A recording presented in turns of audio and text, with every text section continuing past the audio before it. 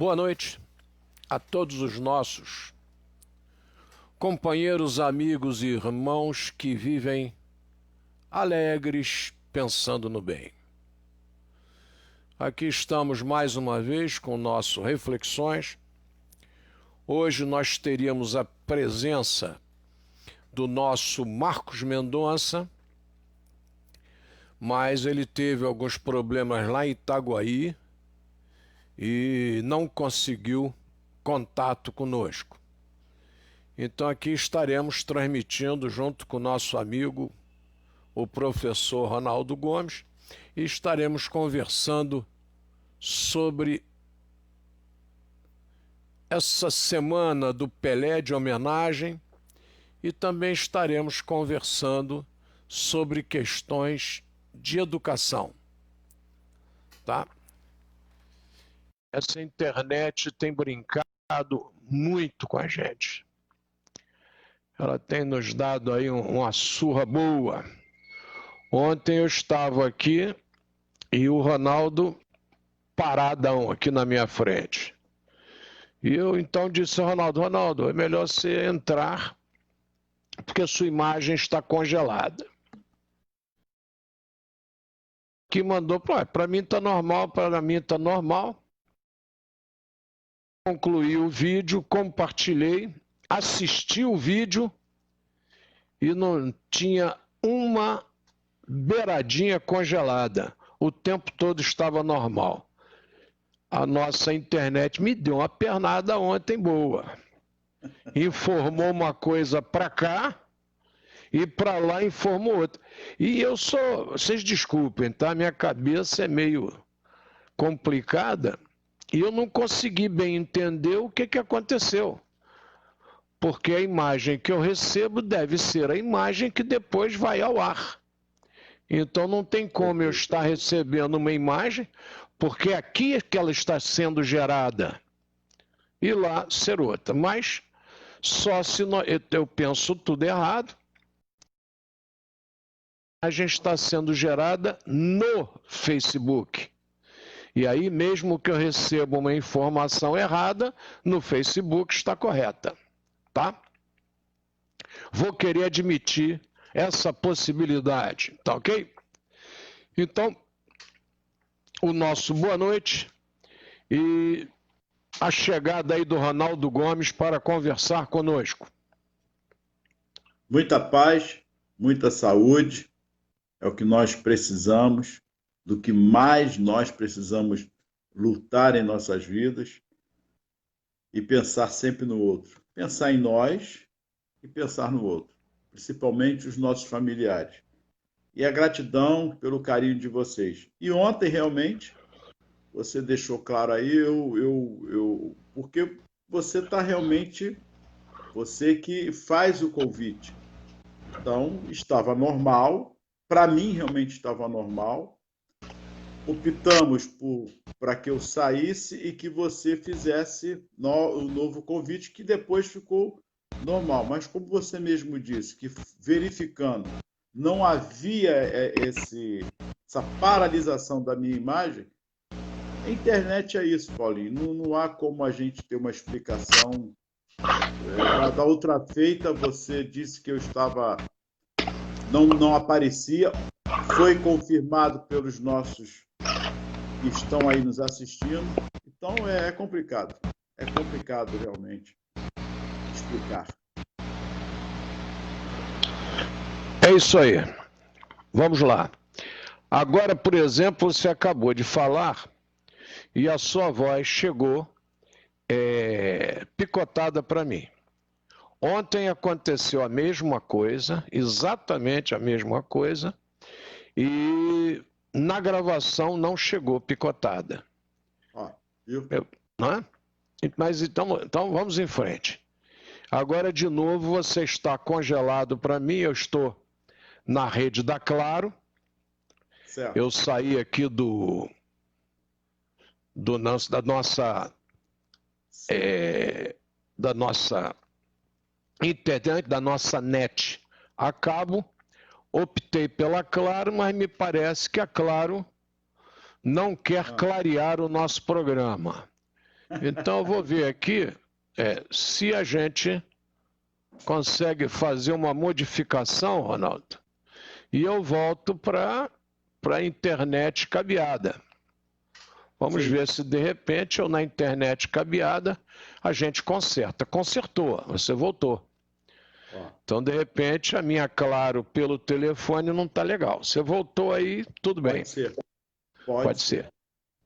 Muito bem, excelências, muito obrigado a todos vocês que já estão aí. Eita, time maravilhoso, time muito bom. Não é? Estamos aí com a turma toda presente. Chegando, está aí o nosso Tiago Avelar, o nosso José Ibrahim Soares. Grande Ibrahim, um grande abraço, excelência. É uma honra tê-lo conosco. Está aí a Solange Alves Vieira, obrigado. Nosso querido amigo Geraldo está aí firme e forte. Edna Rego, muito obrigado, Edna.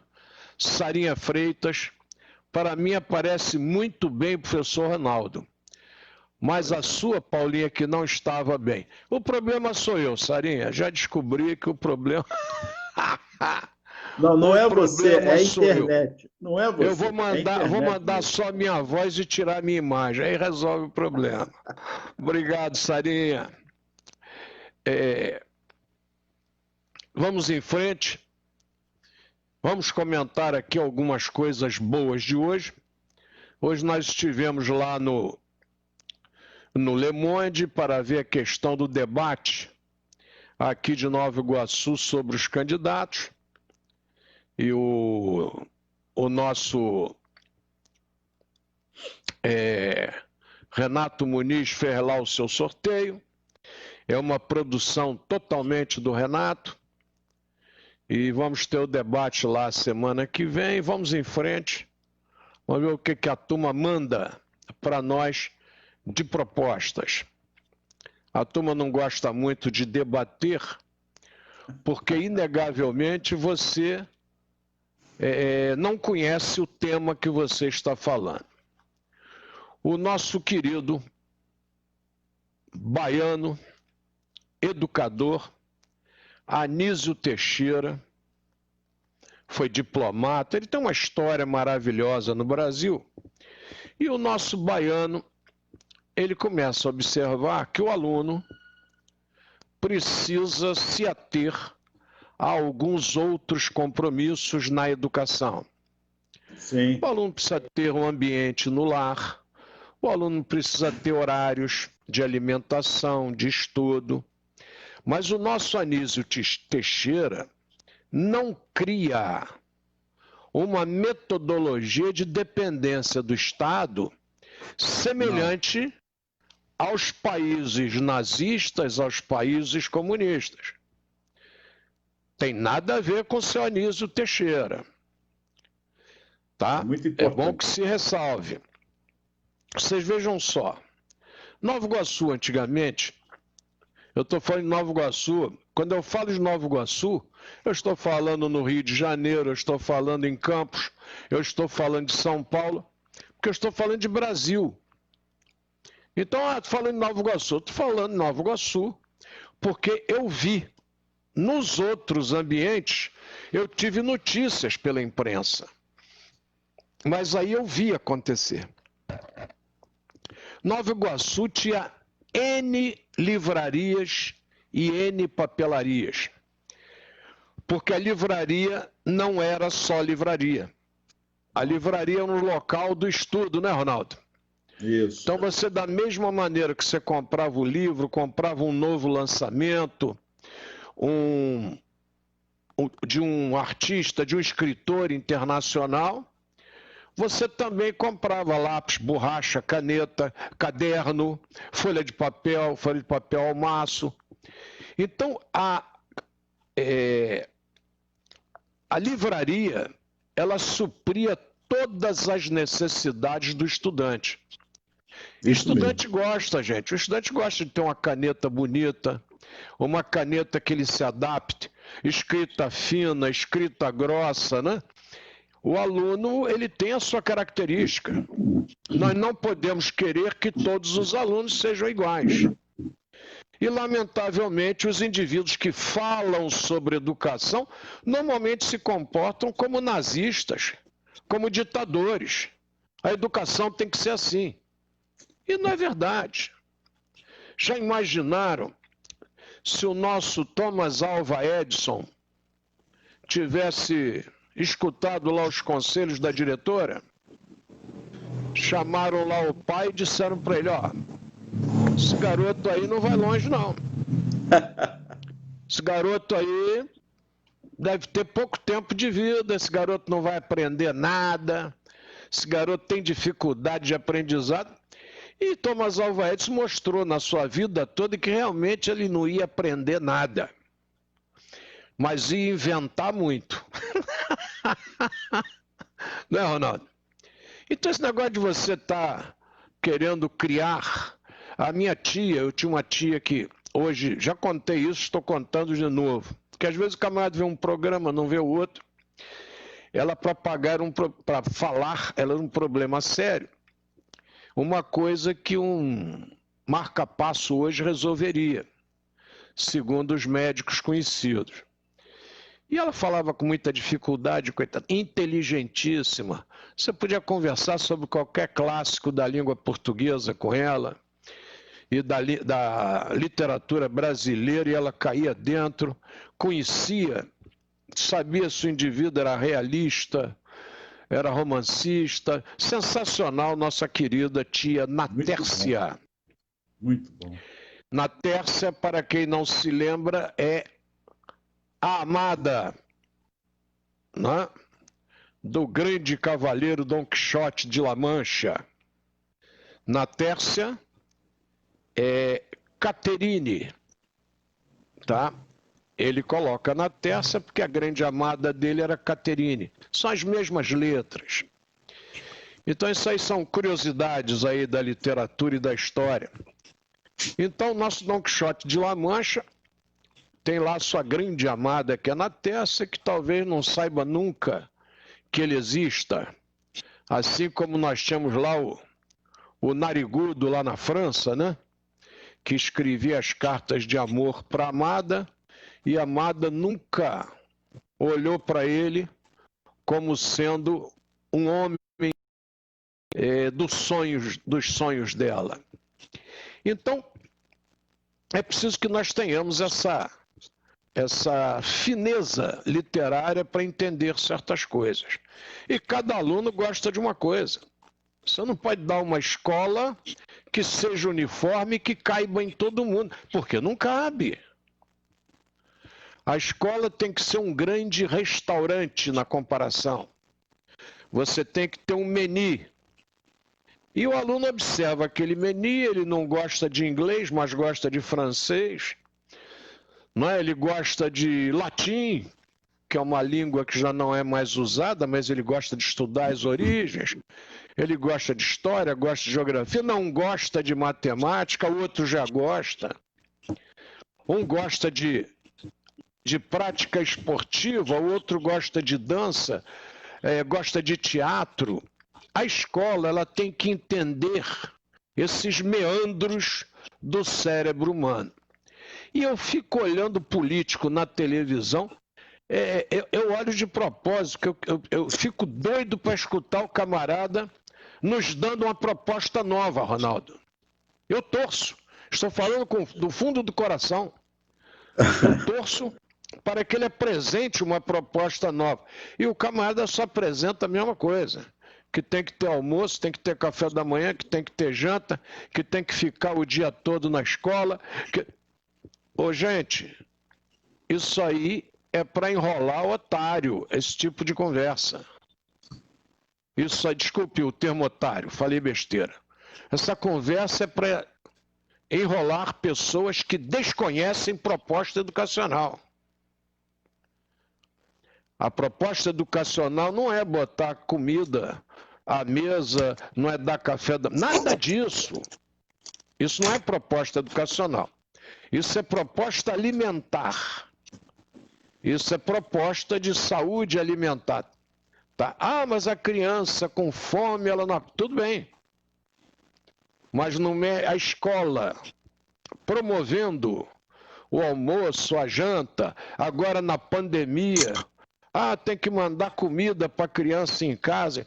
A turma se perdeu, eles estão viajando na maionese. Eles esqueceram o que é educação.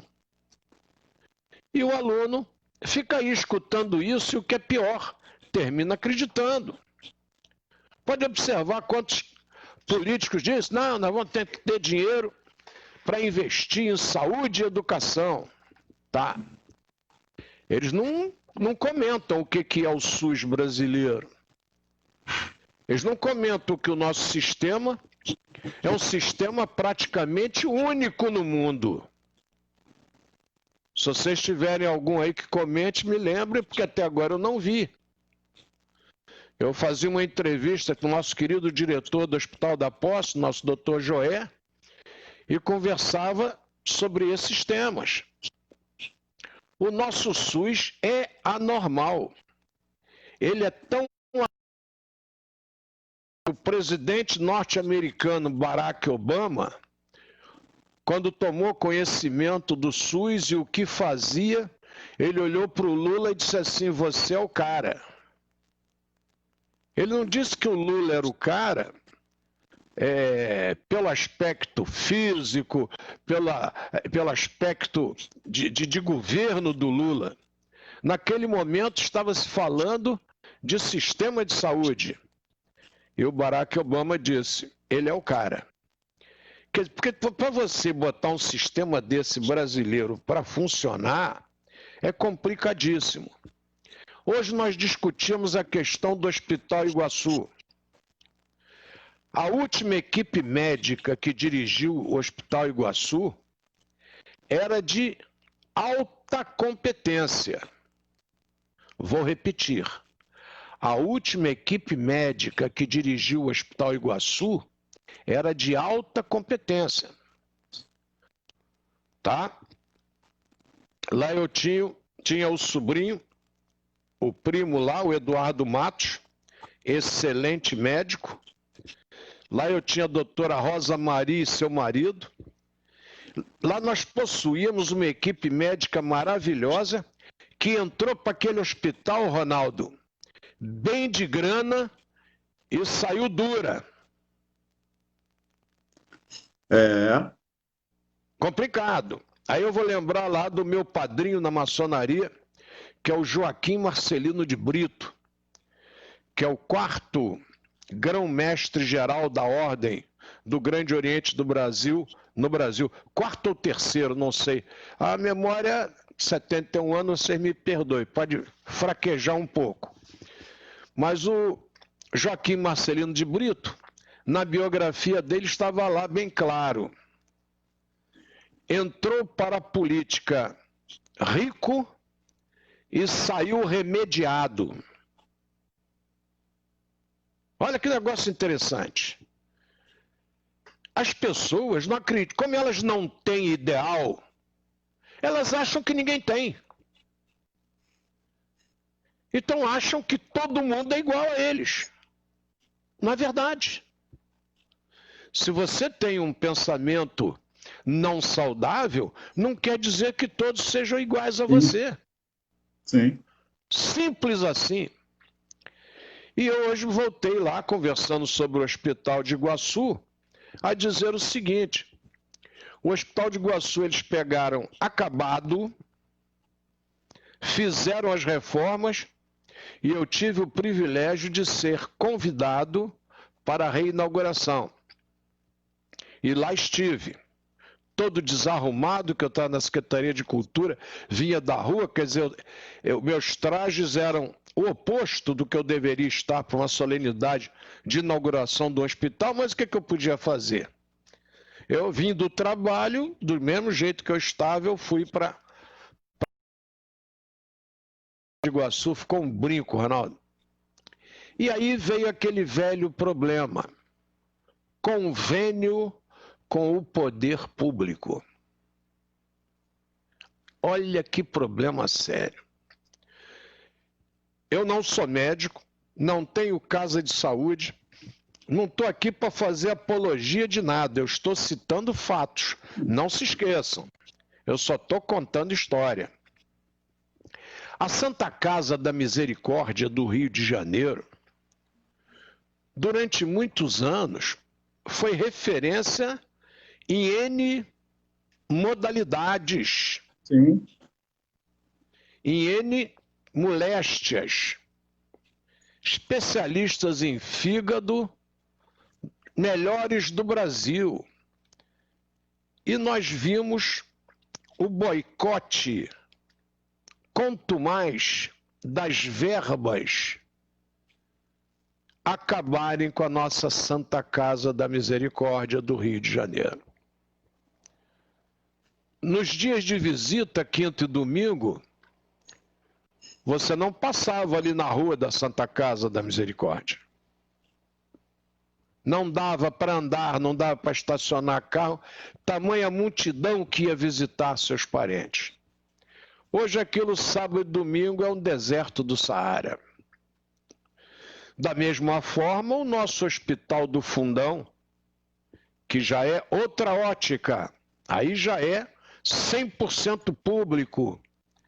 Você, para entrar na Ilha do Governador, num dia de visita,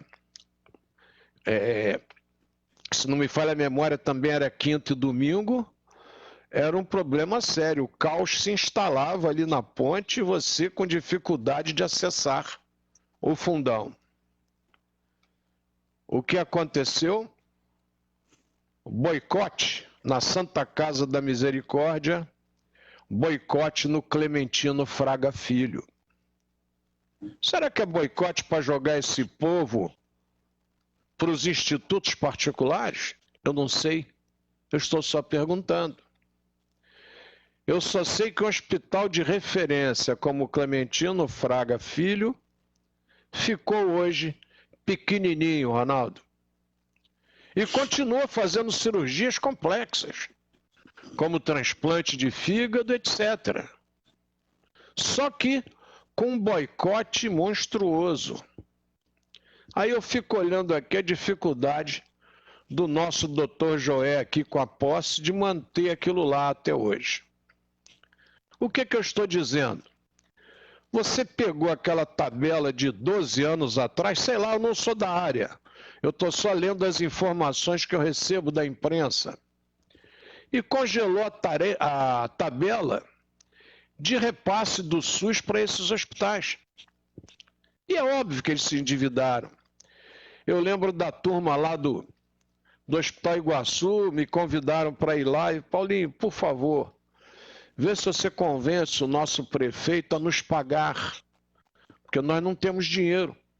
A gente gasta para manter o paciente, mas não recebemos esse mínimo que o SUS devia nos pagar. Quer dizer, a tabela ainda é inferior ao serviço prestado e você ainda não paga.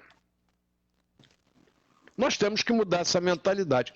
Quando vocês olharem esse bate-papo de TV, de político, por favor, vocês lembrem dessa nossa conversa aqui agora. Eu gostaria de ler. Você tocou no Anísio Teixeira e a frase dele, o pensamento dele serve para todos os aspectos, não só da educação. Ele fala na educação, mas não é só da educação. Ele diz assim: choca-me ver o desbarato dos recursos públicos para a educação dispensados em subvenções de toda a natureza a atividades educacionais sem nexo, nem ordem, puramente paternalistas ou francamente eleitoreiras. Acabou, né? Não estou querendo fazer nada de alarde ou chamar atenção para alguma coisa. Mas fechou o raciocínio, não é? É isso aí. Então eu comecei lá, estou falando tudo isso porque eu quero voltar. Aí aquela livraria que vendia papel, que vendia borracha, que vendia tudo, o aluno vai para a escola, ele quer ir com a mochila dele. O aluno quer ir para a escola com a mochila dele, com o caderno dele, com o lápis dele, com a caneta dele. Ele não quer um quartel. Ele não quer todo mundo com a mesma mochila, todo mundo com o mesmo lápis, com a mesma caneta. Você está quebrando a individualidade do ser. A questão do cabelo, todo mundo tem que cortar o cabelo igual. O mundo inteiro, a gente já olhava aqueles policiais lá na Alemanha, policial com rabo de cavalo, na Alemanha, em Paris. Quer dizer, aquelas nações já respeitavam a individualidade do cidadão. Ah, mas eu acho que não fica bem. Bom, o eu acho não é argumento. Eu acho serve para a gente bater papo no barzinho, tomando cerveja, no churrasco com os amigos. Aí o eu acho vale. Mas para o argumento político de uma sociedade, eu acho um negócio que não cabe. Você tem que carregar com eu acho os fundamentos sociológicos, fundamentos psicológicos, né? Para que você sustente cientificamente essa sua tese. E eu estou tentando economicamente aqui sustentar a minha. A cidade, época de início de aulas, era um negócio de louco. As papelarias vendiam.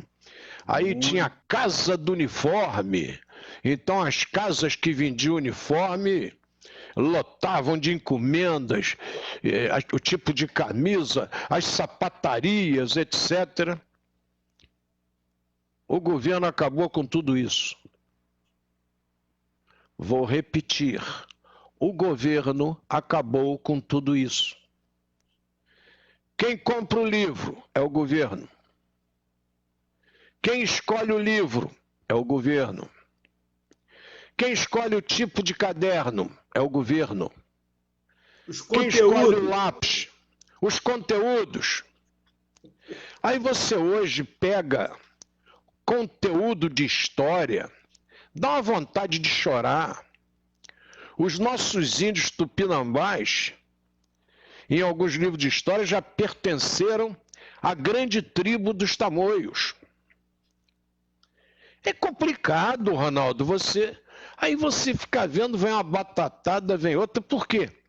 Aquele camarada que está ali, de repente, fazendo alguma coisa, ele não conhece nada, ele recebeu a incumbência de fazer um pacote, e ele faz o pacote, aquele pacote na licitação passa e joga para os alunos. Cadê a equipe da Secretaria de Educação? Cadê os coordenadores de área que analisaram aquilo ali no ano anterior? O professor tem 30 dias de férias, mas ele tem direito, ele tem o dever de, quando convocado pela secretaria fora do período de férias, de ali estar para arrumar o que é necessário. Então, nós fazemos algumas coisas que vocês, por favor, não entrem nessa onda. Ah, vamos economizar aqui para investir em saúde e educação. Conversou com algum médico para ver se aquele investimento realmente ali é o correto? Conversou com algum professor para ver se aquilo ali é o correto? Eu lembro do Brasil. O Brasil, vocês já ouviram falar na Panamérica? Eu acho que os mais novos aí não chegaram a falar na Panamérica. Chegaram a ouvir falar na Paner. Chegaram a ouvir falar na Real Aerovias. Chegaram a ouvir falar na Cruzeiro do Sul. Essa eu acho que já, porque é mais recente. Então, com meu pai, eu tive o privilégio de viajar nessas empresas todas. A Cruzeiro do Sul tinha o melhor lanche a bordo. O último voo que eu fiz para a Bahia, agora já virou normal, mas o último voo que eu fiz à Bahia, num aniversário lá de uma instituição de homenagem ao Leopoldo, ali perto do Tororó, perto do estádio da Fonte Nova, aquele que caiu arquibancada, tivemos acidentes e tal. Eu olhei para a turma, para parte da tripulação, óbvio, retirando o piloto, copiloto, e o comissário de bordo estava oferecendo lanches para nós. Lanches pagos. Voo Rio-Salvador. Lanches pagos. E o comissário de bordo, na mão, estava com a nota, por exemplo, vinha, entrava aqui, dava a volta, nota dobradinha. Entrava aqui no dedo, dava a volta, entrava aqui no outro dedo, dava a volta, entrava no outro dedo, dava a volta. Eu olhei para o comissário de bordo e me deu uma vontade de rir, gente. Me deu um acesso de riso enorme. Tá, isso eu estava com o quê? Com uns 68 anos. Tem uns 3 anos isso, 2 anos, 3 anos. Me deu uma vontade de rir que vocês não podem imaginar. Por que que eu fiquei com vontade de rir? Porque vocês que são mais novos, o Iari está aí, ó. O Iari está aí, o Marcelo Tupinambá, essa turma aí, mais da antiga, que está aí nos assistindo, podem confirmar. Era assim, Ronaldo, que andava o motorista de lotação. Perfeito. Motorista de lotação, você lembra disso, né? Ele botava as notas maiores aqui no bolso da camisa, geralmente ele usava 2 bolsos, aí separava as notas, e as notas menores de trocado ele botava nos dedos. De 1 cruzeiro, 2 cruzeiros, 5 cruzeiros, 10 cruzeiros, para facilitar o troco ali, porque a lotação já dirigia e cobrava. Ele já era motorista e trocador. A história se repete. A história se repete. Então eu escuto às vezes algumas pessoas falando uma coisa ou outra, até na televisão, me dá vontade de rir, né? Até a turma da imprensa mais jovem, eles podiam ler pelo menos, né? Alguma crônica para conhecerem o passado, para poder emitir o seu conceito hoje. Mas nem isso fazem. Tira aquela questão da cartola. E quando eu olhei aquele comissário de bordo num voo que presume-se que é uma coisa séria, que é uma coisa de status, você vê um comissário de bordo que tem que falar mais de um idioma, tem toda uma educação para ser comissário, fazendo troco igual motorista de lotação dos anos 50, dos anos 40, 50 e princípio dos 60, tem que dar vontade de rir, Ronaldo. Quer dizer, então você foi encurtando a passagem, foi encurtando, foi aumentando o bagageiro, aumentando, foi diminuindo a bagagem, diminuindo aquela que você pode levar no interior do avião. Quer dizer, você só olhou uma coisa, o bolso seu. Você não olhou a comodidade do passageiro. Esse corpo que eu tenho hoje, olha que eu emagreci. Eu, quando sento numa poltrona de avião, então eu já procuro pegar uma poltrona da janela, eu não pego do corredor, porque ou eu vou incomodar quem estiver no meio, ou eu vou incomodar quem passa no corredor, porque meu ombro é largo. Eu não pude fazer nada, gente. Eu joguei basquete o tempo todo, joguei voleibol, joguei tênis de quadra, então isso alarga o ombro. Eu não posso fazer nada. Foi a minha formação esportiva. E lá na janela, não. Na janela eu posso chegar mais para o lado da janela, que ali tem um espaço bom para eu não aborrecer os outros. Mas quem tem um biotipo maior, meu irmão, atrapalha todo mundo no avião. Tudo atrapalha. Nós chegamos a essa conclusão de tanto observar. E a política deu errado. Porque você levou todo mundo para a aviação para facilitar. Depois, aí você esvaziou a rodovia. Eu canso de ir daqui para São Paulo, daqui para Juiz de Fora, daqui para Belo Horizonte, e a gente quase não vê mais ônibus de carreira nas estradas principais. Aí encostava um Cometa, um Expresso Brasileiro, né? Então, acabou. Acabou. Quando você vê uma parada, o estacionamento perto da lanchonete das grandes paradas era para o ônibus. Hoje, perto das grandes paradas, o estacionamento é para o carro. O ônibus estaciona longe. É só vocês procurarem aqui no Grau, na Dutra, que vocês vão ver o que eu estou falando. Vai no Grau ali de Resende, por exemplo, que era a antiga churrascaria Embaixador. E todas as grandes churrascarias tradicionais foram embora. Embaixador, Mário Tamborindeg, que era parada de Itatiaia, foram pro ralo. Mudou. Aí você entra, eu vou comer aquela comida especial que é da parada tal. Acabou. Agora virou um pacotão. Tá? Como diz um amigo meu, um caminhão cheio de japonês, é tudo igual. Será que isso é o que nós desejamos? Isso chama-se processo educacional. Eu sou chato, viu, Ronaldo? Quando eu viajo, eu procuro um hotel da localidade. Eu não me hospedo em hotel de rede. Por quê? O hotel de rede é um padrão. Então não há nenhuma empatia entre o atendente, quem cuida do quarto, quem cuida do restaurante. Tem empatia. Ele está ali para ganhar o salário dele e fazer o seu serviço. E a empresa está ali para cobrar e pagar. Isso é finir. O hotel particular, não. Geralmente é o dono que está ali. Se não tiver o dono, está o filho do dono, está a esposa do dono. Aí quando vê você fazer um semblante diferenciado, alguma coisa errada, senhor? Alguma coisa no seu quarto que não está de acordo?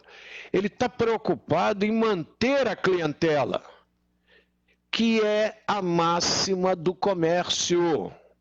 A qualidade fundamental.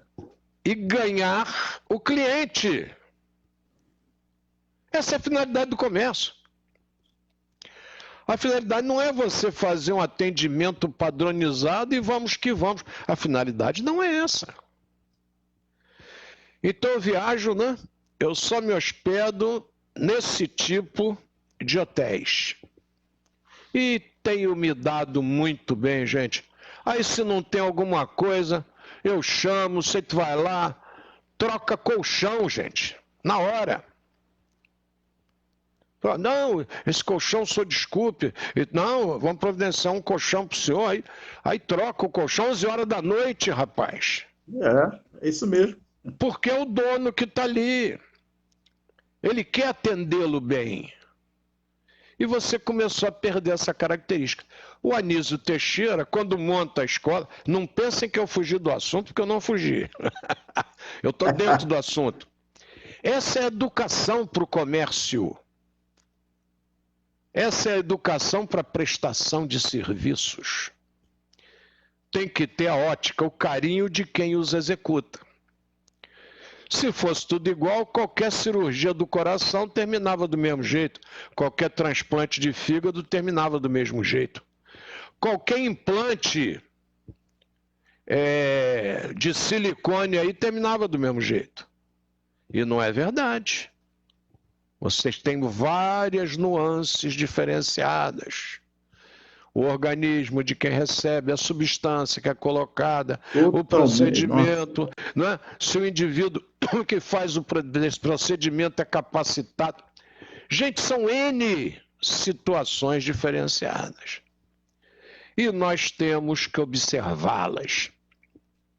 O seu Anísio Teixeira conseguiu uma escola ética, uma escola com professores capacitados.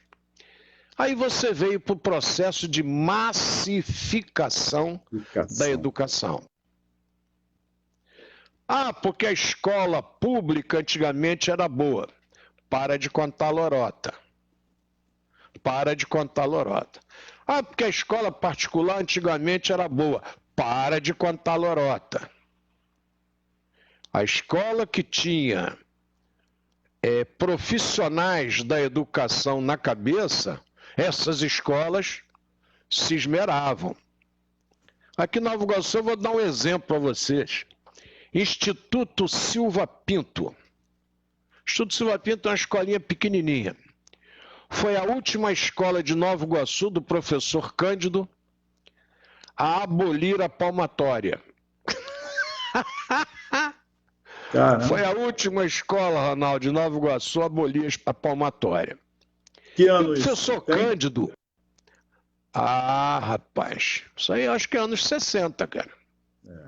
Se não me falha a memória.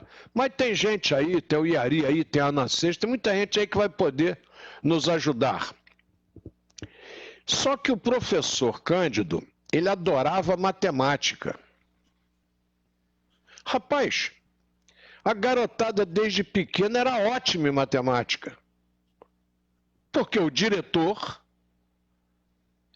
adorava essa matéria e se dedicava a ela. Nós tínhamos um outro grande matemático em Nova Iguaçu, que era o professor Basílio Anastasakis. Aliás, o filho dele, arquiteto, foi embora há pouco tempo. O filho era arquiteto e o professor Basílio adorava matemática. Faltava um professor, ele entrava em sala de aula e dava aula de matemática. Puxava a questão do Colégio Silveira Leite para matemática. Então é preciso que vocês observem que a educação ela tem a ver com quem conduz. Você não pode dizer, não, nós vamos fazer uma excelente escola, nós vamos adotar o livro tal, nós vamos fazer um sistema de apostilagem para vender, que é o melhor. Isso não existe, gente. Isso é conversa fiada. Isso não existe. Quando, no período Vargas, as escolas públicas no Brasil têm um boom, é porque o Vargas, ele quer escola de qualidade, para que a escola apareça. É nesse período que vem a militarização dos desfiles escolares, que não devem ser militarizados. Por que o aluno tem que marchar? Por que o aluno, ao homenagear a Semana da Pátria, ele tem que desfilar marchando, se ele não é militar? Ele pode desfilar dançando. Não é? O desfile é como desejar. Pode desfilar conduzindo bicicleta, pode desfilar de motocicleta, entendeu? A criatividade pertence à homenagem que ele está fazendo naquele momento. Educação é isso aí, gente. Educação é, sobretudo, fazer com que a criança goste de ir para a escola. Quando a criança começa, estou com dor de cabeça, pai, eu estou com dor de cabeça forte hoje, você já sabe que há algo na escola que não está agradando. E você tem que detectar isso aí. A nossa Fátima Carvalho Ferreira, na última live nossa, ela colocou aqui que foi aluna da professora Erci Charpinel Gama, que também foi minha professora, e foi aluna da Georgina, filha da professora Erci, de piano. Aí eu coloquei lá, Georgina Ramalho. A Georgina recebeu do Facebook a notificação e já agradeceu, Fátima, a observação que eu havia feito. Olha lá, a Fátima nos diz o seguinte: boa noite, gratidão pelos aprendizados. Excelente final de semana para todos. Eu estudei com o professor Cândido até 1966. Está aí o depoimento. Eu te falei que vinha, né? Eu falei para você, o depoimento vem. Nós temos vários professores nos assistindo, nós temos certeza que o depoimento viria. Então você teve linhas diferentes de aprendizado, tá? O professor Leopoldo, ele capitaneia isso nessa região. Os professores Leonardo e Elza, que depois compram o curso Iguaçu do professor Joaquim Cardoso de Matos e criam o Instituto Iguaçuano de Ensino, começam a namorar aqui no Colégio Leopoldo. E o professor Leonardo foi professor daqui. A professora Elza se formou aqui.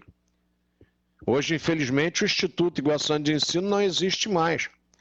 Mas começa sobre a égide do professor Leopoldo Machado.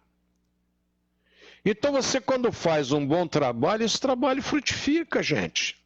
O interessante, Paulinho, é que nós temos uma LDB, não quero falar do BN que surgiu agora, não, eu só quero falar da LDB, que está ali a lei tão clara sobre a autonomia e criticidade dos alunos, dessa adversidade, enfim, está ali na LDB. E na prática vai de encontro, não é ao encontro, mas vai de encontro a toda uma instrução. Vai bater, né, Ronaldo? É isso aí. É impressionante como tá lá, tem que botar então a LDB fixada nas paredes, a lei, artigo 4, por exemplo, para que mostre o que se faz, o que vem fazendo com a educação, que na prática tem alguma coisa. Aí vai lá fora, vai nos outros países copiar o que foi copiado daqui. Eu fico sem entender. Vai lá fora copiar o que foi que eles copiaram daqui. Lembra do Planeta dos Homens? Sim. Tinha um macaco lá, né, que dizia assim, eu só queria entender. Lembra aquele macaco, né? Aquele macaco fazia a velha surda também. É dizer, eu só queria entender. Porque realmente, você é o cara que faz e de repente lá fora é que está a qualidade. O Brasil é a única nação do mundo que é pentacampeã em futebol. É a única. Aí o Brasil, que é um técnico bom, vai buscar lá fora.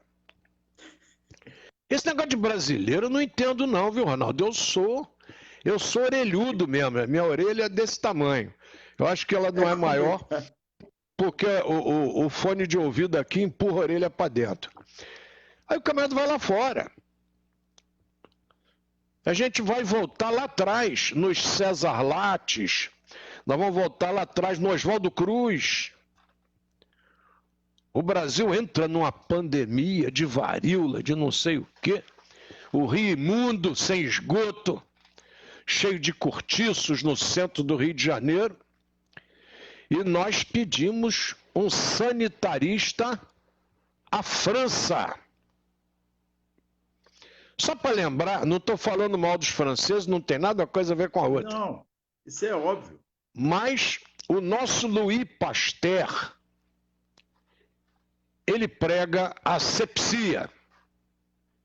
E os médicos franceses dizem que isso é besteira. Não tem que fazer asepsia coisa nenhuma.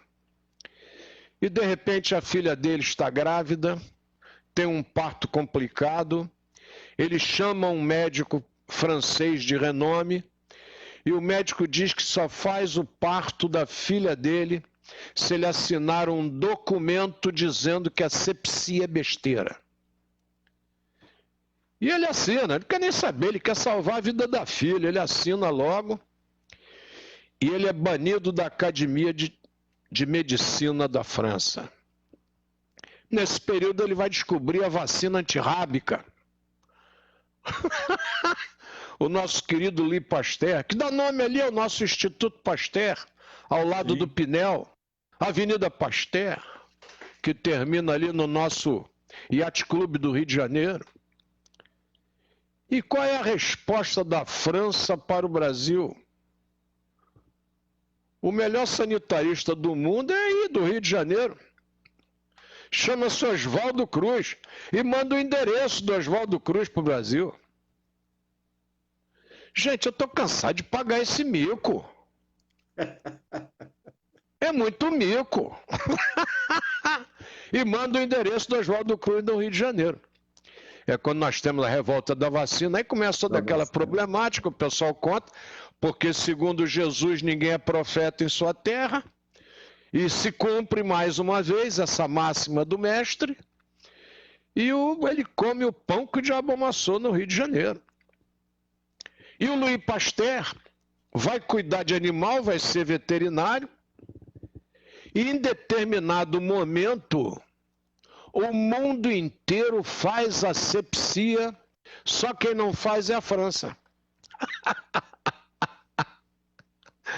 Gente, nós estamos repletos de aulas maravilhosas. Todo mundo faz asepsia, menos a França. E ele é recebido na academia, né, já velhinho. A academia se desculpa e o honra como grande médico e sanitarista, como grande médico e precursor da higiene no trabalho médico. Por favor, gente, não é difícil. É só escutar. Meu Deus do céu. Nossa Senhora, nosso tempo já foi. Aqui para Ronaldo, eu queria lembrar para vocês que nós sempre tivemos esses destaques. E vocês, por favor, respeitem esses destaques. O Darcy Ribeiro, ele nunca escondeu que o grande inspirador dele era Anísio Teixeira. Nunca seu Darcy Ribeiro disse que o negócio de CIEP é dele, o ensino integral, o estudo integral é dele. Ele nunca se arvorou nessas propostas. E ele fez uma coisa sensacional. Ele colocou as crianças dentro do CIEP, mas na outra ponta ele colocou o animador cultural. Você tinha o cara de português, matemática, tudo. Colocou praticamente quadra de esportes em todos os CIEPs. Em alguns colocou piscina. Olha a visão de escola. Tem que ter esporte, tem que ter cinema, tem que ter teatro. A educação não é para nós. A educação é para quem está recebendo. E quem está recebendo precisa de todo esse leque de incentivos para que ele receba e continue o seu caminho. Isso é importantíssimo que a gente entenda. Então, eu queria dizer aos nossos candidatos, já acabando aqui o tempo, que o problema não é dinheiro na saúde e na educação. O problema não é esse. O problema é como ele é usado e por quem ele é usado.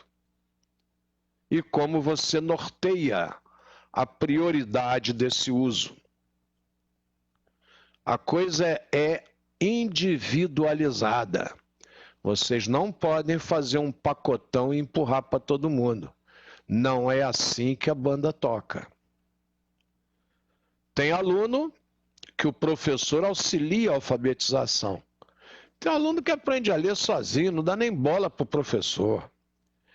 Até o professor se sente chateado, né? Como se ele, bom, estou aqui, não estou servindo para nada, né, Ronaldo? Tem um camarada que você vai dar aula de piano, na outra aula o moleque já está tocando muito bem, daqui a pouco está tocando mais do que o professor. Tá?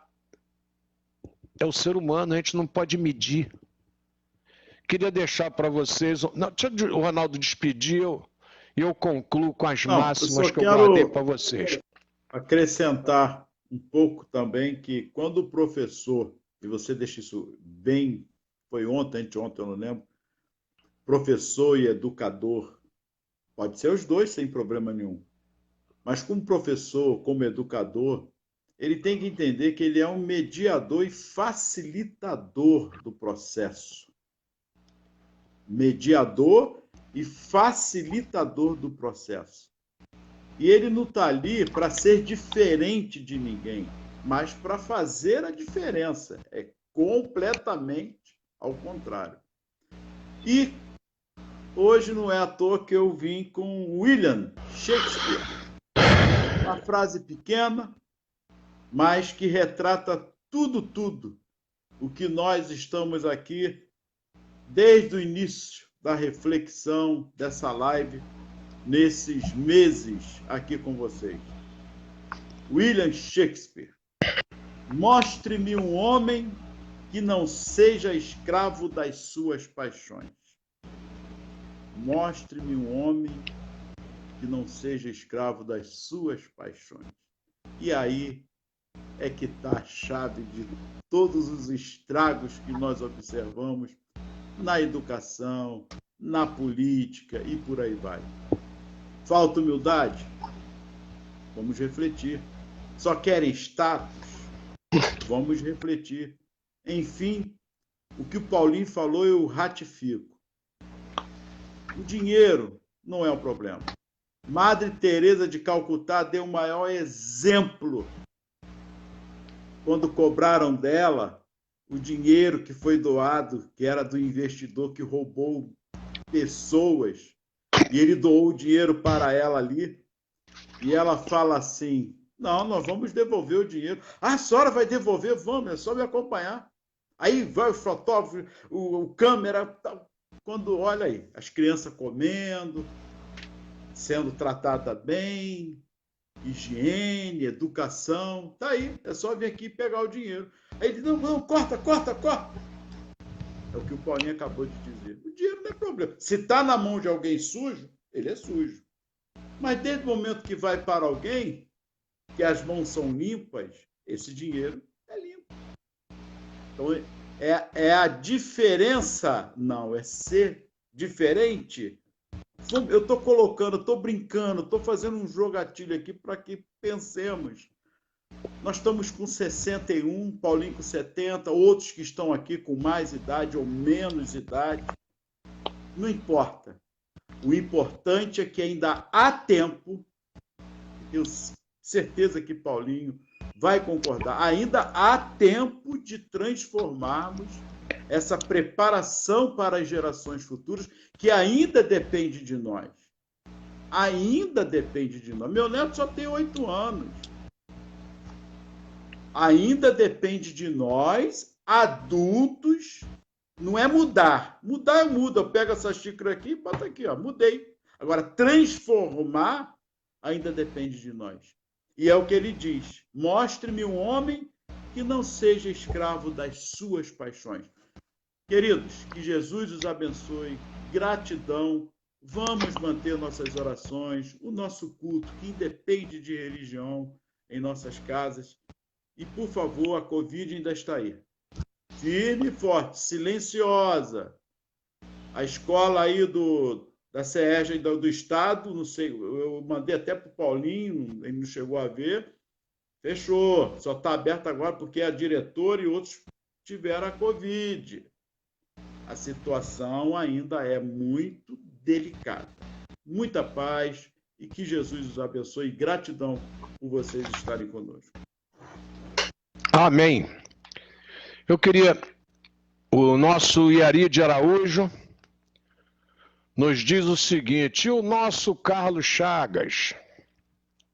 Perfeito. Perfeito, Iari. Mudou a realidade do nosso interior. Não é? Com a doença de Chagas. Não é? Você tem N exemplos, a gente podia depois citar vários. Mas como eu estou falando aqui hoje de educação, eu vou aqui dar os parabéns a um educador que completou 80 anos, que é o nosso Edson Arantes do Nascimento. Esse rapaz sempre se recusou a fazer qualquer propaganda que fosse nociva à saúde das crianças e dos adolescentes. Aceitou fazer propaganda do café brasileiro. Rejeitou N propostas de jogar no exterior. Ele disse que a vontade dele era sempre trabalhar na pátria. E os colegas da concentração dos Santos prometeram ao seu Dodô, lá o pai do Pelé,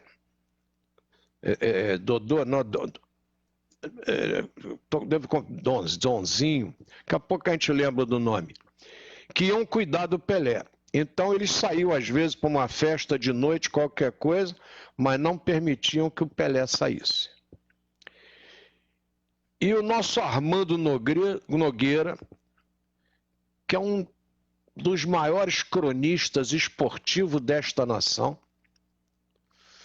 trabalhava na Rede Globo, um câncer o levou. Ele deixou para nós centenas de frases sobre futebol.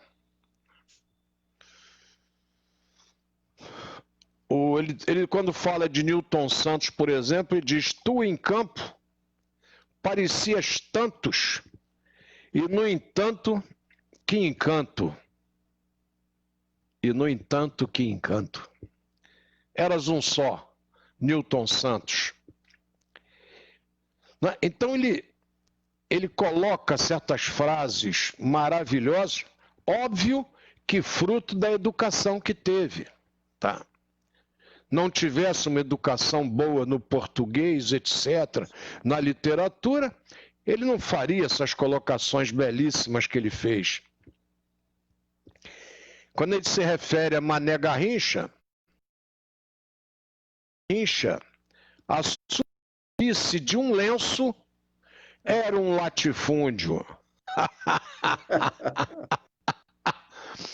Quer dizer, o Mané, se tivesse o tamanho de um lenço para dar um drible, era um latifúndio, ele passava fácil. E o Armando Nogueira se notabiliza por essas frases maravilhosas.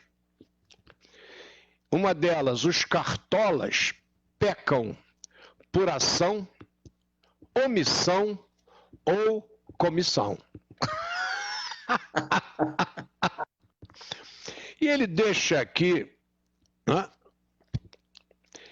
o calendário do futebol brasileiro não é gregoriano nem juliano, é cartoliano.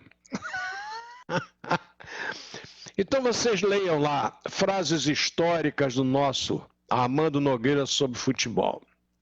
E para fechar, sobre o nosso Edson Arantes do Nascimento, ele diz o seguinte: se Pelé não tivesse nascido homem, teria nascido bola. Você vê a facilidade com que esse homem cria imagens. Gente, ele pode ser o máximo, mas o professor de português, a escola, tem um dedinho nessa história. Tem que ter alguém que incentive essa. Não, escreve aí, não, você escreve bem, meu filho. Escreve mais sobre esse assunto. O professor está ali para isso, para aumentar o incentivo da criança. E o Armando Nogueira, com toda certeza, é um dos grandes cronistas brasileiros, não só do futebol. Então fica aqui a minha homenagem a um que está, que é o Edson Arantes do Nascimento, a um que já nos deixou, e eu fiquei muito triste quando nós perdemos o Armando Nogueira, porque eu adorava as crônicas do Armando Nogueira no jornal, quando eram lidas na televisão aos domingos. Eu sempre fui um fã de cartola dele. E nós vimos o mundo inteiro elogiando o seu Edson Arantes do Nascimento nos seus 80 anos. Elogiando o cara sério, o cara íntegro, o cara que... O Rivelino chegou a dizer que cada estádio de futebol nessa nação tinha que ter uma estátua do Pelé. Então, esse indivíduo negro... Se preocupa com as crianças. Ele fala que se preocupa com as crianças. A frase que ele deixa... Esse indivíduo negro, ele é reconhecido no mundo inteiro. É o atleta do século... E vai ser difícil nós termos outros. Tá? Muito obrigado a vocês. A Covid está aí vivinha. Hoje perdemos a Wellington, irmão do nosso ex-presidente da OAB, Jurandir Seulin. Família toda ligada ao Colégio Leopoldo. Covid. O nosso pastor aqui, eu já falei, do lado, esteve na UTI. O nosso Haroldo de Oliveira foi embora. E o nosso general Rego Barros foi enfático na sua entrevista. Isso não é uma gripezinha. Então é preciso que a gente olhe com muito carinho. Nós temos o nosso compromisso de um mundo melhor. E sem o banco escolar não há como você modificar nada. É no banco escolar. Mas esse professor tem que ter sustentação. Esse professor tem que ter respeito. Esse professor tem que ter oportunidade também de crescer. Você não pode dar R$1.000 a ele por mês e ele ir de lotação, de ônibus, de trem lotado para a escola para dar aula. Esse indivíduo não é... Eu não estou falando de dinheiro. Eu estou falando de valorização moral, de reconhecimento desse profissional. Tá? Eu não preciso que ninguém me valorize. Eu acho que eu sou professor e sou importante. Isso é finir. Em todos os lugares que eu vou... chegou o doutor, eu digo, não, eu sou advogado depois, primeiro eu sou professor, né? Então, professor, tá ótimo. E, como é que gosta que chame? Professor Paulo? É Paulinho do Leopoldo.